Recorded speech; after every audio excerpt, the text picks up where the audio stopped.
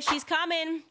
She is coming to town. We knew it was going to happen, obviously. We knew it was going to happen because, like I said, this has been so abysmal for Kamala. They're very upset with black men for not behaving in the way that they should. So they're going to offer black men Beyonce. They're like, listen, okay, we're bringing her. All hail the queen. All hail the queen.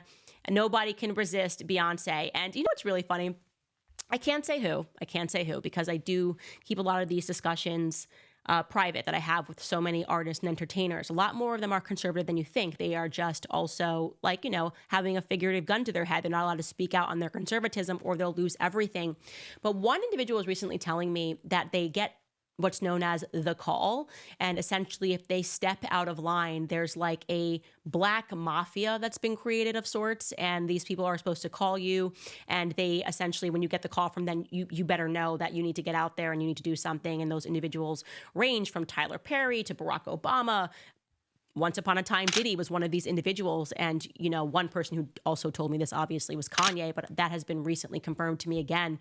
And so when I see like Beyonce and her being trotted out, I'm like, okay, well, this is kind of the Hollywood black mafia. People are having their strings pulled and told that they have to make an appearance. And you wonder why that is. Like, I can't believe that with everything going on, that for Beyonce, this is a priority. Like, I don't buy the Beyonce's here to save the world rhetoric. Like, I personally believe that her and Jay-Z, for whatever reason, are basically told when they have to get out and support something. That's why they were one of the earliest supporters. Remember, I just vaguely or vividly rather recall them marching in the street over Trayvon Martin. Like, they co-signed BLM and it feels like it became a thing overnight.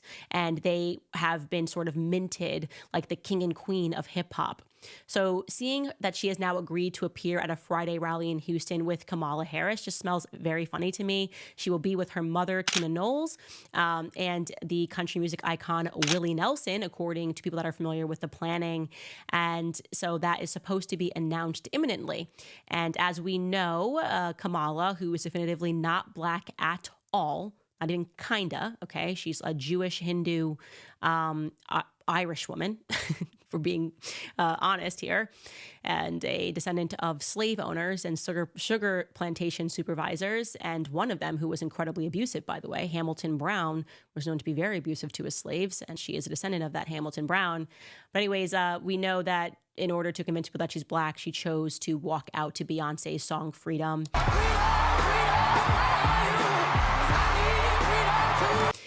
That has been her theme music throughout all of her rallies, even though I feel certain that Kamala Harris can not name even 2 Beyonce albums. But they are obviously ginning this up to the public, and it's supposed to make black people do a 180. And I just find this all to be so routinely insulting. Like, to me, it just reeks of racism. Look at this NPR headline, by the way. It's so embarrassing.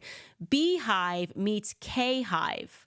Like, there is no K-Hive. There is no K-Hive. If there is a K-Hive, I am the K-Hive. Like, I have basically been swarming her genealogy. Like, I am the K-Hive, okay? And I do not plan on letting this go because I just find this to be so fundamentally racist. Everything that she has done has been so fundamentally racist, and that includes trotting out all of these black artists from Lil Jon to Usher and now to Beyonce as a way to tell black people to behave. So I'm completely not with this. We'll see what's to come of it. It'll likely be something that is hilarious because there is nothing about Kamala that gives off any type of swag. There's nothing about Kamala. She lies about having listened to Tupac while she was smoking in her college dorm, like she told that to Charlemagne the God. Have you ever smoked? I have. Okay.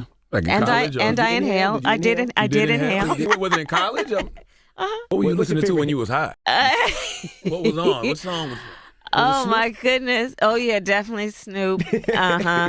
Tupac for sure. For sure. It turned out that Tupac was 10 when she was at university, so that story made entirely no sense. It was, again, her just leaning into a stereotype. She is an empty vessel, but we're going to stay on her and continue to report on everything that she does in these final days leading up to the election.